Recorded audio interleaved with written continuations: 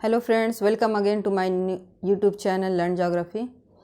आज हम लोग ओशनोग्राफी में कोरल पढ़ने वाले हैं। कोरल्स क्या होते हैं, कोरल रीफ्स की फॉर्मेशंस कैसे होती है, ये कितने टाइप्स के होते हैं और इनके लिए कौन कौन से फेवरेबल कंडीशंस होने चाहिए।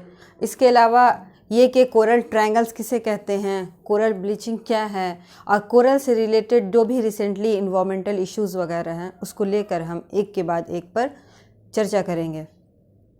तो आज हम लोग सबसे पहले शुरू करते हैं, जैसा कि हमारा टॉपिक है कोरल रीफ, जिसको हिंदी में कहते हैं प्रवाल भित्ति।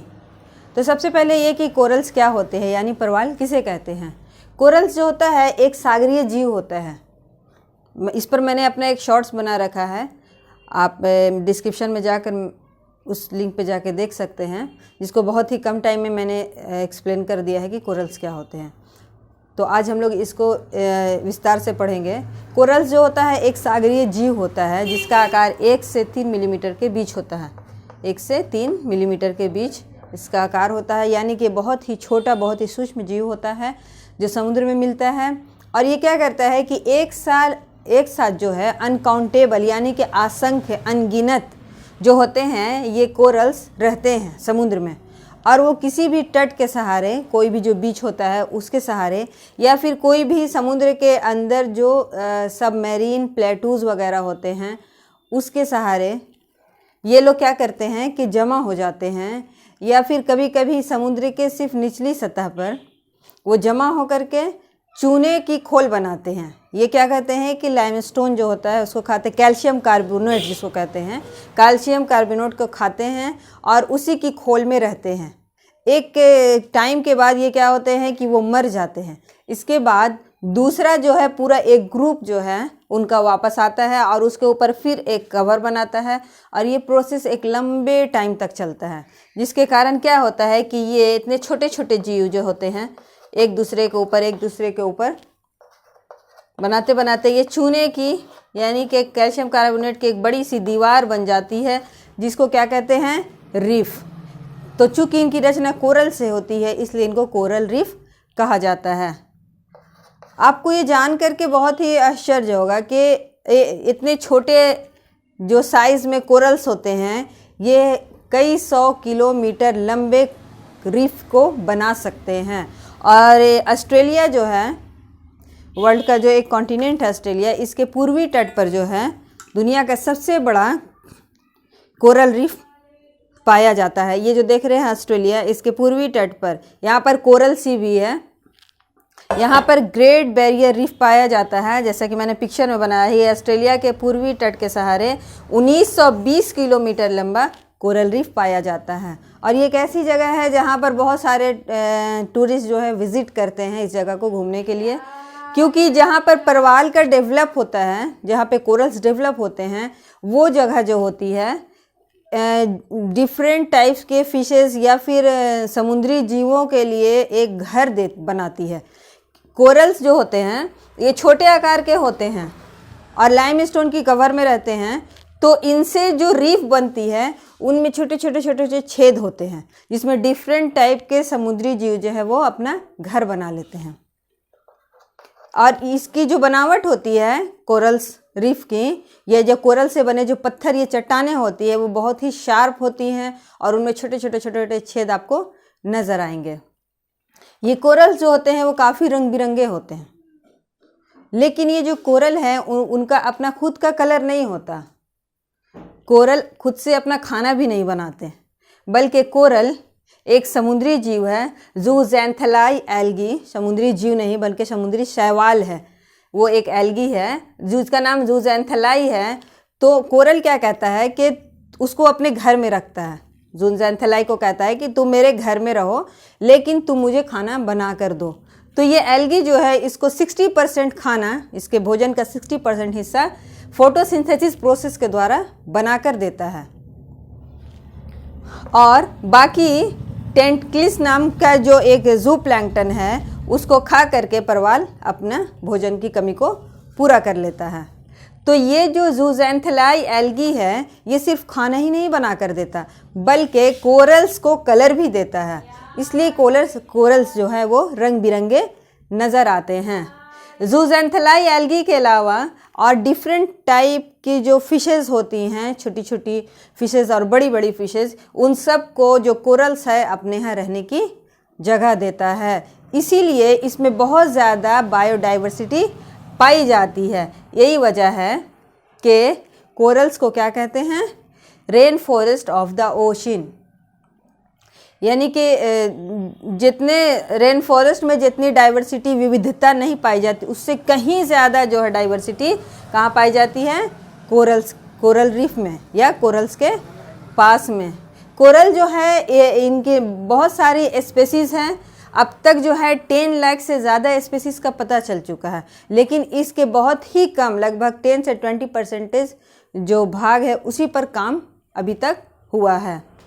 वर्तमान जो है रिसेंट में कंडीशन ये है कोरल्स की कि टेम्परेचर इंक्रीज़ होने की वजह से और बहुत सारे ह्यूमन एक्टिविटीज़ की वजह से ये कोरल्स जो है इनकी लाइफ खतरे में पड़ गई है।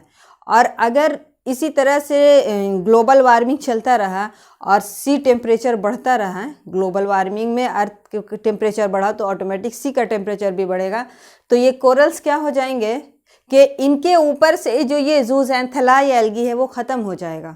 क्योंकि जैसे ही टेम्परेचर इंक्रीज़ होता है समुद्र के पानी का, तो परवाल क्या करते हैं, कोरल्स क्या करते हैं कि ज़ूज़ैंथेलाई को कहते हैं कि तुम मेरे यहाँ से निकल जाओ, हम तुमको नहीं रख सकते। तो वो बाहर निकल जाता है, जिससे क्या होता है कि कोरल्स सफ़ेद पड़ जाते हैं, इनका रंग बिरंगा जो कलर होता है वो ख़त्म हो जाता है, ये रंगहीन हो जाते हैं। इसी को कहते हैं कोरल ब्लीचिंग। तो कोरल ब्लीचिंग एक अलग सा टॉपिक है, इस पर मैं एक अलग से वीडियो बनाऊंगी और कंप्लीट बताऊंगी कि कोरल ब्लीचिंग किसे कहते हैं, क्योंकि ये रिसेंट का इन्वायरमेंट का बहुत बड़ा इशू है। तो अब तक हम लोगों ने समझ लिया कि कोरल्स क्या होते हैं। अब है कि कोरल्स को ज़िंदा रहने के लिए कौन कौन से, या उनको डेवलप करने के लिए कौन कौन से फेवरेबल कंडीशंस चाहिए, यानी कि जिसको हिंदी में कहेंगे कि कोरल के विकास की दशाएं। तो सबसे पहला है कि परवाल को ज़िंदा रहने के लिए ऐसा टेम्परेचर चाहिए जो ना ही बहुत ज़्यादा गर्म हो और ना ही बहुत ज़्यादा ठंडा हो। यही वजह है कि 20 से 21 डिग्री सेल्सियस तापमान जो है बहुत ही अनुकूलित तापमान होता है, फेवरेबल टेम्परेचर होता है। और ये टेम्परेचर जो है वो ट्रॉपिकल ओशंस में मिलता है। ट्रॉपिकल ओशंस यानी कि बिल्कुल ही इक्वेटर के पास भी कोरल नहीं पाए जाते, लेकिन 20 से 25 डिग्री उत्तरी और दक्षिणी अक्षांश के बीच में कोरल सबसे ज़्यादा पाए जाते हैं। यहाँ पर मैंने एक और पॉइंट लिख रखा है, कोरल ट्रायंगल।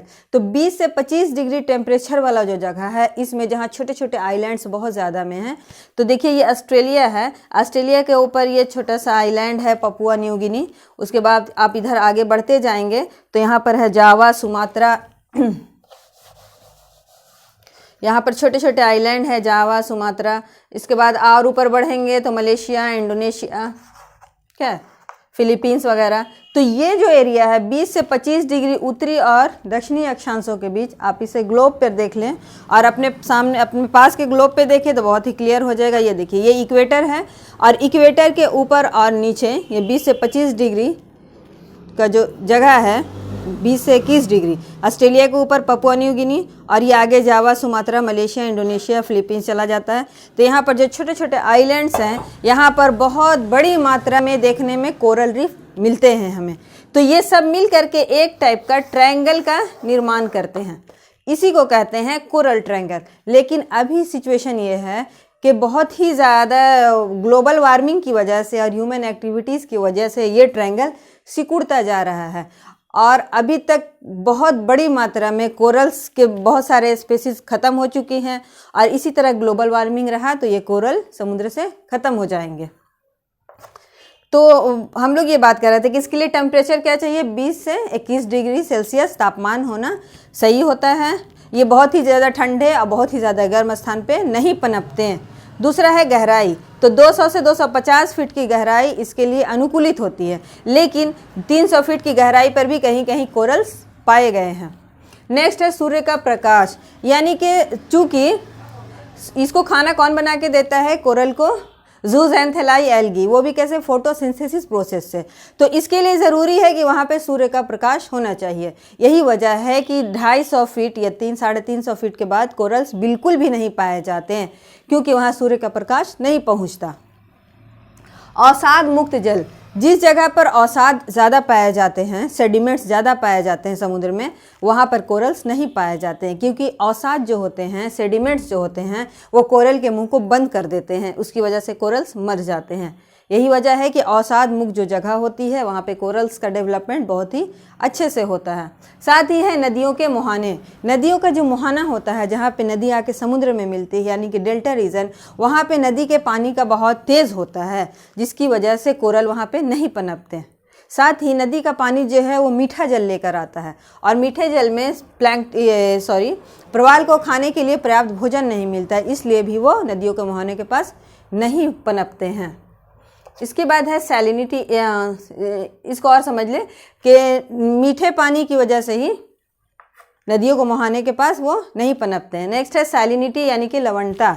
यानी कि इसके लिए जो लवणता चाहिए वो क्या है, 27 से 30 प्रति 1000 ग्राम। इससे अधिक लवणता और कम लवणता यानी सैलिनिटी वाले जो पानी होती है, जो जगह होती है, वहाँ पर कोरल्स नहीं पाए जाते। यही वजह है कि कैस्पियन सागर जो मीठे पानी की झील है वहाँ भी नहीं पाया जाता।